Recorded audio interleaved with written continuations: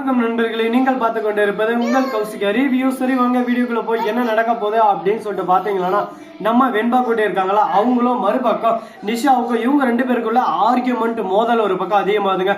இந்த மோதலுக்கான காரணம் என்ன அப்படின்னு சொல்லிட்டு பாத்தீங்கன்னா, இந்த மோதலுக்கான காரணம் முற்றிலும் நம்ம மல்லி தாங்க. மல்லிக்கு இதுக்கு என்ன சம்பந்தம், மல்லியை ஏன் இதுல இன்வால்வ் பண்றீங்க அப்படின்னு சொல்லிட்டு பாத்தீங்கன்னா, பேச்சு வாக்கில் தாங்க நம்ம மல்லி ஒரு பக்கம் ஒரு வார்த்தையை விட்டுட்டாங்க. அது மிகப்பெரிய ஒரு பிரச்சனை ஆயிடுச்சு. அது என்ன அப்படின்னு சொல்லிட்டு பாத்தீங்கன்னா, கூடிய விரைவில் கூடிய சீக்கிரம் உன்னை அந்த வீட்டை விட்டு அடிச்சு துரத்துண்டி, உனக்கும் இந்த வீட்டுக்கும் எந்த சம்மந்தமும் இல்லை, ரேணுகான்ற பேர்ல இந்த வீட்டில் வந்து அப்படியே சும்மா ஒட்டின்னு இருக்கேன். அது மட்டும் இல்லாமல் என்னோட புருஷ விஜய என்கிட்ட இருந்து பிரிக்க பார்க்குறியா மவளே, இதே மாதிரி நீ போயின்னு இருந்த என்னைக்கு இருந்தாலும் உனக்கு என் கையில தாண்டி அப்படின்னு சொல்லிட்டு வார்த்தையை விட்டுறாங்க. எங்க அக்காவை பார்த்தா என்ன என் வீடு இல்லாமல் வந்து ஒட்டினுக்கிற மாதிரி தெரியுதா? இது என் அக்கா வீடு, என் அக்கா சாம்ராஜ்யம், என் அக்கா தான் அவ. எனக்கு தெரியும் அக்கா யாருன்னு சொல்லிட்டு. உனக்கு எப்படி தெரியும்? உன் வாழ்க்கைக்குள்ள எங்க அவன் வாழ்க்கைக்குள்ள வந்து நீ பங்கு போட்டுன்னு இருக்க. இப்ப திரும்ப வந்துட்டதும் உன் வாழ்க்கை எங்க அப்படியே சும்மா கட்டாய் பிரிஞ்சுன்னு போயிடுன்னு சொல்லிட்டு என் அக்காவை ஒரு பக்கம் கேவலமா ஒரு பக்கம் ட்ரீட் பண்ணி என் அக்காவே வீட்டை விட்டு துரத்தலாம்னு சொல்லிட்டு முடிவு பண்ணிருக்கல. மகளை முடிஞ்சா நீ துரத்தி காட்டுறி, அதுக்கப்புறம் பேசுறேன் நான் யாருன்னு சொல்லிட்டு. நான் இருக்கிற வரையும் எங்க அக்கா மேல ஒரு தூசு கூட பாட விட மாட்டேன் அப்படின்னு சொல்லிட்டு ஒரு பக்கம் நிஷா சவால் விட்டு அந்த இடத்துல வந்து விலகிடுறாங்க. அதே சமயத்துல விஜய் வந்து எதுக்கு மல்லி உனக்கு இந்த வேண்டாத வேலை, ஒரு டைம் சொன்னா உனக்கு புரியாதா இந்த பிரச்சனை வேணாம் வெற்றுன்னு சொல்லிட்டு பல டைம் சொல்லிட்டேன் உனக்கு. ஆனா நீ என் பேச்சை கேட்காம தேவையில்லாம போயிட்டு அங்க பிரச்சனை மேல பிரச்சனை வளர்த்துருக்க. எவ்வளவு தைரியம் உனக்கு? இதுக்குதான் சொல்றேன், யாருக்கு எங்க இடம் கொடுக்கணுமோ அங்கங்க இடம் கொடுத்துருக்கணும். உன்னை கொஞ்சம் மேல தூக்கி உட்கார வச்சுல, அதுக்குதான் சும்மா ஆடுற. கூடிய சீக்கிரம் கூட்டி உள்ள உன்னை இறக்கிறவன் ஜாக்கிரதை. இதுக்கு மேல யாருக்கிட்ட எப்படி நடந்துக்கணும் பார்த்து நடந்துக்கோ. அதுதான் உனக்கும் நல்லது, இந்த வீட்டுக்கும் நல்லது. ஒரே வார்த்தையில சொல்லிட்டான் நம்ம தலைவன். நறுக்குன்னு அப்படியே சும்மா மூஞ்சில அடிச்ச மாதிரி சொல்லிட்டான். நல்லா முக்கியெடுத்த சாணி எடுத்து பச்சுன்னு அடிச்சா எப்படி இருக்கும் அந்த மாதிரி ஒரு பக்கம் கஷ்டத்துல கூண்டி குறுகி போய் உரமா உட்காந்து நல்ல இருக்க. நம்ம கதிரேசன் ஒரு பக்கம் வந்து எம்எல்ஏ என்ன என் பொண்ணை பத்தி அப்படி இப்படின்னு சொல்லிட்டு பொல்லாத இல்லாத சொன்னியா. என்ன நினைச்சதுங்க உன் மனசுல? நீ இந்த வீட்டுல வாழ்றதுக்கோசரம் இந்த வீட்டுல வாழ்ந்தவங்கள இந்த வீட்டை விட்டு துரத்திடலான்னு நினைப்பியா? உனக்கு வெக்கமா இல்ல, அசிங்கமா இல்ல? நல்ல குடும்பத்துல பிறந்தவதானடி நீ, எதுக்கு இந்த மாதிரி பண்ற அப்படின்னு சொல்லிட்டு கேட்க, வெண்பா உடனே வந்து தாத்தா எதுவுமே தெரியாம பேசினு இருக்கிறதா சொட்டத்தால எகுன்னு வச்சுக்கோ. எங்க அம்மா தேவையெல்லாம் பேசுறது வச்சுக்கீங்கன்னா கூடிய விரைவில் கூடிய சீக்கிரம் எங்க அம்மா உண்மையெல்லாம் நிரூபிப்பாங்க.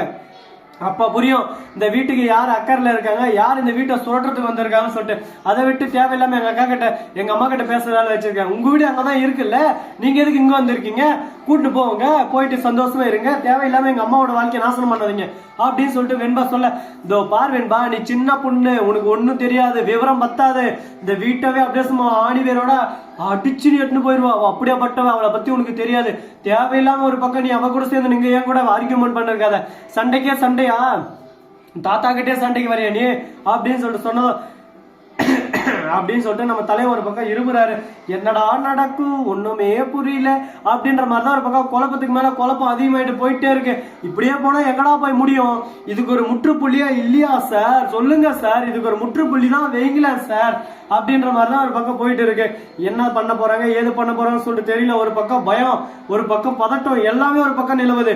இதுக்கு நடுவுல மாட்டிக்கணும் ஒருத்தர் அவரை காப்பாத்தணும் கர்த்தரு அப்படின்ற மாதிரிதான் ஒரு பக்கம் போயிட்டு இருக்கு. காப்பாத்து வர கர்த்தரு ஐயோ நானா, இந்த உலகம் எங்க போயிட்டு இருக்கு? நம்ம மல்லிக்கு இந்த அளவுக்கு ஒரு பக்கம் கஷ்டத்துக்கு மேல கஷ்டம், துக்கத்துக்கு மேல துக்கம், துயரத்துக்கு மேல துயரம், வேதனைக்கு மேல வேதனை, சோதனைக்கு மேல சோதனை, கொடுத்து அடி மேல அடி, அடிச்சு இந்த மாதிரி கொடுமை பண்றீங்களாப்பா. நீங்க எல்லாம் எங்க இருந்து தான் வந்தீங்கல்ல சாரே அப்படின்ற மாதிரிதான் ஒரு பக்கம் போயிட்டு இருக்கு. சரி பரவாயில்ல, நடப்பதெல்லாம் நன்மைக்கு, அதனால நன்மைக்கு எடுத்துக்கிட்டு நாம ஒரு பக்கம் நம்ம வழியில போய் ஆகணுங்க. இது மட்டும் இல்லாம மறுபக்கம் என்ன நடக்குது அப்படின்னு சொல்லிட்டு பார்த்தா, நம்ம மனோகர் ஒரு பக்கம் வெந்த புண்ணுல அப்படியே சும்மா வேலை எட்டாந்து குச்சின்னு பாசுறாரு. அந்த சமயத்துல கதிராசன் வந்து, டே இப்போதாண்டா இங்க ஒரு சண்டே முடிஞ்சு, திரும்ப நீ வந்து ஆரம்பிச்சிட்டியா?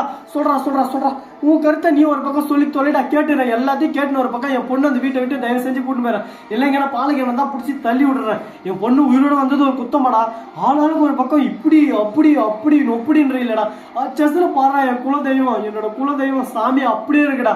அது மட்டும் இல்லாம என் பொண்ணுக்கு என்ன தெரியுதுடா, வேற என்னடா வேணும் என் பொண்ணுன்றதுக்கு ஆதாரம்? எனக்கு புரியல, என்னடா பேசுறீங்க, எனக்கு அப்படியே கட்டு பேருதுடா ஒரு பக்கம் அப்படின்னு சொல்லிட்டு சொல்ல, என்ன பேசுறது ஏது பேசுன்னு சொல்லிட்டு தெரியாம, சரி உன் வாயும் உருட்டு பேசு என்னென்ன பேச முடியுமோ பேசு, எல்லாத்தையும் ஒரு பக்கம் கேட்டுதானே ஆகணும் அப்படின்ற மாதிரி ஒரு பக்கம் கேட்டுன்னு இருக்காங்க.